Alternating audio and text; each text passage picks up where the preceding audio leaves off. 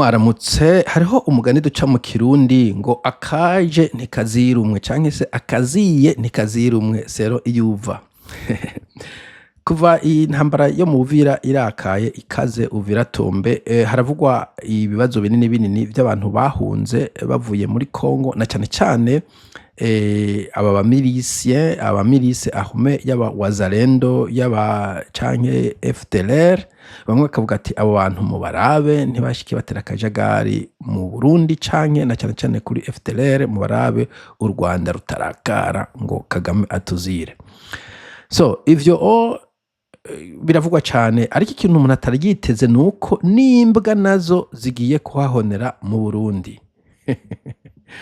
Ivyo nta muntu yaravyiteze. Inkuru umenga iratwengeje kandi nja kuba light hearted and Friday, ndahaja kuba mu joke menshi ntugire ikibazo. Imbwa turazikunda twese, nubwo kumbure umuzungu yonyumva ndiko ndatwenga abantu bariye imbwa bashobora nanje kumfunga ngaha. Alors aho nukuba ndabake yafu nubwo batumva ikirundi.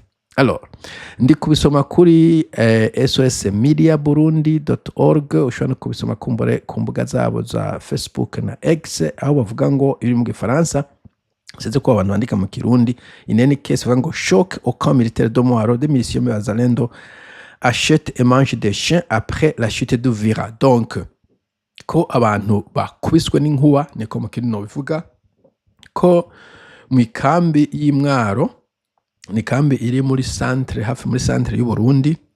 Kera Mwaro yari province Muramvya, mu nyuma bagira province ya yonyene, nyuma aba badede bakajagari basubiza muri bashira muri Gitega. Donc yitwa ntabwo neza ko atari province, mugabo harimo ikambi je nakuze numva ko ikomeye, sinzi ko ikomeye n'ubu, mugabo niho bashikije awazalendo, which is good ko batandukanya n'abasivile. Ivyo byo numva ari vyiza cyane, kandi bakashira ahantu bari encadré, kubera nibaza ko awazalendo ari wajambazi mu yandi majambo. So reka twumve rero. Des miliciens wazalendo achètent et mangent des chiens après la chute d'Uvira. Donc umva ko bagura bakarya imbwa nyuma yuko Uvira yatombe. N'imbere yaho barazirya. N'imbere yaho barazirya, gusa ntibagize indundi. So ni inkuru ya inshasha Gitega le 17 décembre 2025, après la chute d'Uvira, située à quelques kilomètres de Bujumbura, la capitale du Burundi, bla bla bla bla bla bla. Le camp militaire de Mwaro, spécialisé dans l'artillerie lourde, est situé en province de Gitega, au centre, accueille des miliciens wazalendo soutenus par les autorités congolaises et burundaises. Donc urumva ko iyo kambi iri Gitega ariho bashize aba bazalendo, bavuga ko bari bashigikiwe na leta, bashigikiwe kandi na leta ya Congo. Voilà, abo ni abazalendo mwese mushobora kuba mumaze kumva. Bamwe bavuga ngo wazalendo mu Giswahili bisigura citoyen canke abene gihugu, je ne sais pas, citizens. Parmi les pratiques qui suscitent donc choc et indignation auprès des riverains, certains combattants ont été observés acheter et consommer des chiens auprès des habitants voisins. Donc yuko abanyagihugu babona abakongo bari kugura bakongera bagaca bajya imbwa bazigurira ababanyi. Donc abanyagihugu ba hafi y'ikambi jusqu'à 250 000 francs burundais par animal. Wow! Imagine 50 vy'amarundi mu adarasi icangana. Wow! Babantu mwari mwafashe ko muzakora imisiba n'isazi, ndabonye igorozi mugiye gukora, mugende mworore imbwa, na cyane cyane ukaburi hafi y'ikambi y'Imwaro worore imbwa zine zizo zikwiye umuriyoni. Munyarutse abakongomani bakiri muri Mwaro, nibamara kugenda zizobagora ingene muzico muzikoresha. Okay. Cette pratique est considérée comme une atteinte aux mœurs du Burundi, où la consommation des chiens est interdite et passible donc d'une amende pouvant atteindre 100 000 francs burundais. Okay, ivyo ntaca abakongore bibatwaye. Donc ibihumbi 150 imbwa imwe acatanga amande y'ijana, ibihumbi 350 ku muzalendo. Nothing, na cyane cyane ari nk'imbwa inuze ivyibushe neza ifise amabinga nkayi wanje, iyo 350 azoyatanga sans problème. Barayafise, bahora bimba ubutare muri Congo, ivyo ntaco bibatwaye. Akabigatwa nka keza. Gusa ikibazo kimwe, aba bagabo ayo mafaranga bazanye niyo yahera, izi mbwa bazoza bazifata ku nguvu, bana ku nguvu. Ikintu naco kiragoye, bazoza bazifata bazijya ku buntu, bazaka abantu, sinzi ko gufata ku nguvu imbwa it's gross. Okay, kuba yeah. So, des miliciens sont séparés des civils, les autorités burundaises disant compter sur le CICR. Donc, ni vyiza ko abasivile n'abamiliciens babasepara birumvikana. Pratiques inhabituelles et conditions de vie préoccupantes. Donc, outre l'achat des chiens, donc iruhande yo kugura imbwa bagaca bazirya, le manque d'infrastructures sanitaires au camp contraint certains wazalendo à se laver dans les ruisseaux situés en contrebas.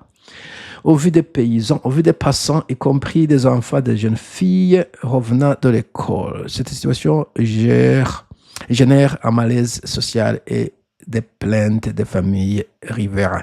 Bon, igifaransa cyane gusoma birangora, mpera gusoma igifaransa ndi mwaka wa gatanu, ndi mwaka wa harazi nk'imyaka 30 cyangwa 20 ngamvu y'u Burundi. Anyway, so nukuvuga iruhande yuko bagura izo mbwa hari ikindi kintu bakora. Urabona abakongore awazalendo nibaza yuko ari abantu bakwije imyaka yo kugwana, kandi benshi ari abagabo, no kuvuga kumbure imyaka 15 gushika ku myaka 60. Je ne sais pas, shobora kuba n'abasaza b'abazalendo bagaca bagenda mu mwonga. Urabona mu Burundi haba hariho imyonga canke imigezi wanashaka niryo rindi zina. Hanyuma abana niho bace bagiye ku ishure, hamwe abana babigeme bo mu wa mbere gushika mu mwaka wa 6 primaire. Abazalendo nabo bakaba bibere ngaho bazikuye zose, amatenga twari karaye bayeba mu kirere, bariko bariyoga, kumbure banahejije agaca yicara kwibuye kugira oh man, aba bantu bazoteza akajagari mu Burundi, antuka kizogora surtout ko igihugu gisaba mu kajagari ntikigiramwo administration, bagiye biturire. Donc nkuba gifise amadolari babaha, ils peuvent faire n'importe quoi, ntateko bazokurikiza n'ibindi ndabona bishobora gukomera. Donc le climat interne est également préoccupant. Donc hafi yo indani mu nkambi nayo numva ko hari kibazo. Les femmes militaires présentes au camp évitent certains déplacements par crainte de violence sexuelle, bien qu'aucun incident n'ait été officiellement signalé. Sinzi ko femme militaire, ko femme de militaire cyangwa abagore b'abasirikare cyangwa abagore b'abasirikare abasirikare b'abagore cyangwa abagore b'abasirikare, ariko vyumvikana ko nafise ubwoba ko abakongore, ariko nk'abantu muza abakongore murazi ko bafite amero menshi ku bintu byose. Donc nibaza ko bakwiye kwiyubara, ahubwo bishobora no kuzokomera mu kibano ku bantu bazi imwaro. Nibaza ko hariho inkumi nziza. Okay, ivyo inkumi navyo mbaza ndisaziye, mugabo imwaro nabwo naco babaye. So urumva yuko hazogera igihe bagatangura gufata kumbura abagore basikara bo batinya canke abasikara b'abagore kubera abashobora kubivuna. Mugabo abo hanze nibaza ko bakwiye kureba ko abazerondo badahirahira ngo bareke baje gutembera mu bisagara, mu village no mu mavire yo muri mwaro. Please ndabibasavye mu bagumize muri cage comme un chien enragé. Please, ivyo mutabikoze mu vyukuri bizogorana cyane. Alors, l'encadrement des wazalendo est jugé insuffisant. Un seul officier supervisant nombre important. Donc on va ko badafise supervision ihambaye ikomeye, injutuma donc bishobora kugorana yuko babajera.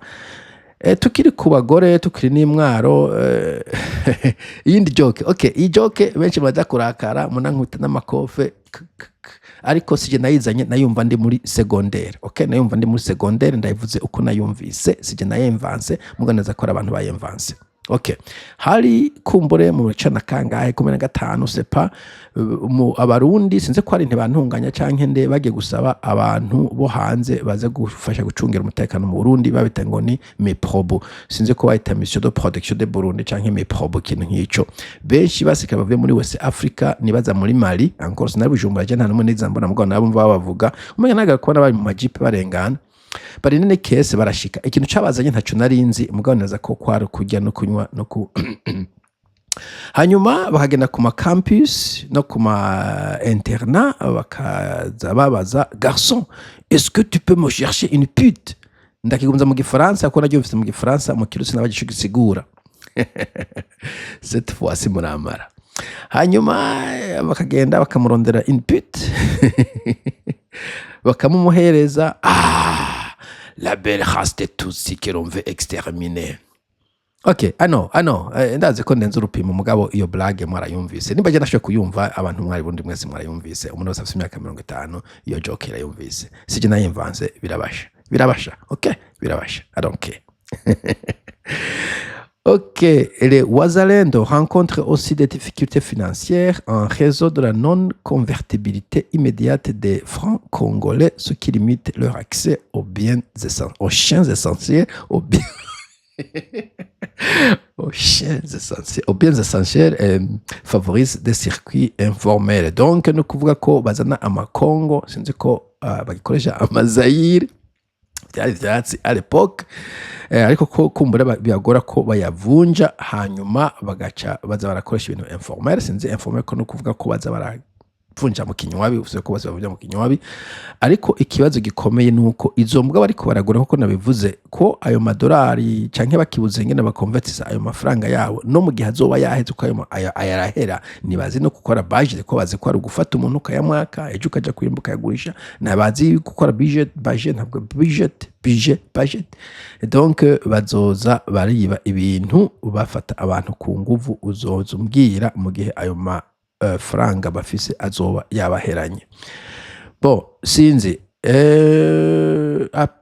appel à plus de caractère mesures urgentes, donc on va quoi la présence temporaire de ces combattants étrangers combinée à des infractions insuffisantes nécessite un encadrement renforcé, une amélioration urgente des conditions sanitaires et une communication officielle claire pour protéger surtout les riverains et les enfants. Donc nibaza yuko mu vy'ukuri bakwiye kuraba ukuntu bakora encadrement iri sérieux, haba abo bakongore bazwi ko barabazalendo, haba n'aba FRDC nabo nyene naza ko batari discipline, naza ko nabo nyene ari bavyara ba wazalendo, je veux le dire.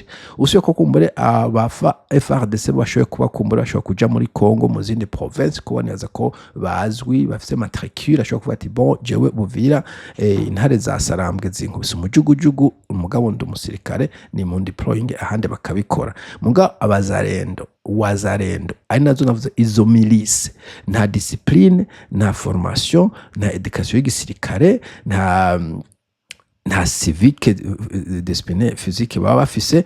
Aniyo mpamvu civique, aniyo mpamvu ubona kenshi na kenshi amamilice usanga yakoze ama atrocities, usanga yabaye incontrôlable. Alors abo wazalendo nube cyane gose, ndumva biteye ubwoba mfite kumva ko baguhaye abantu désorganisé. Dusa twizitiye imbonerakure ziwacu deja, umva n'izindi mbonerakure ziyongeye ko hazogiye noneho imbonerakure n'abazalendo batangwe gutana mu mitwe iyi territoire yacu, noneho enfin no kuraba ikitampore, kandi twizere ko Buvira izoneka amahoro quick abazando gasubire wabo kuja kugira akajagari wabo, sino abakongore bashobora gutera akajagari katagira uko kangana.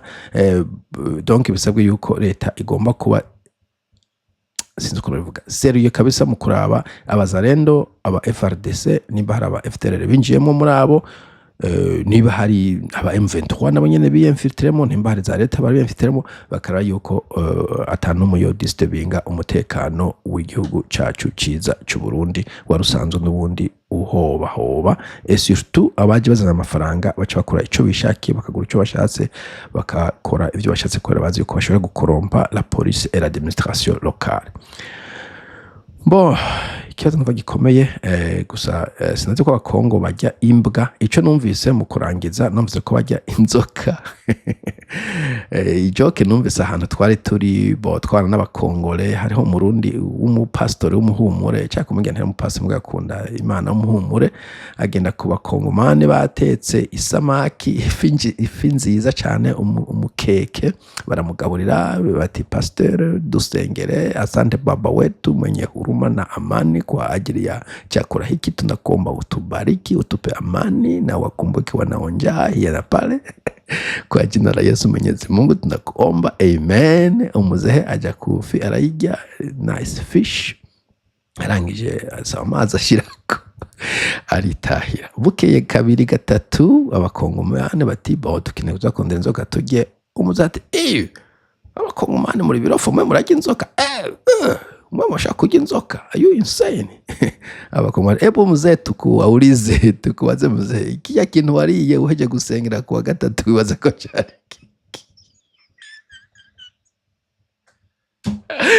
umuze harasarate dabamara kabisa, dabamara nja kubitwarira abantu bati muzehe we wagiye batagutumiye urajya uranabisengera ubitwarira barayigutamitse.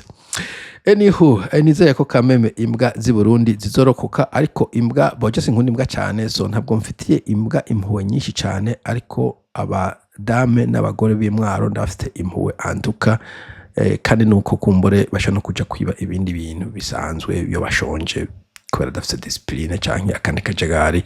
Ico cyose yuko baba manager babajehe na busara bwinshi sana. Bo, samugire umunsi mwiza.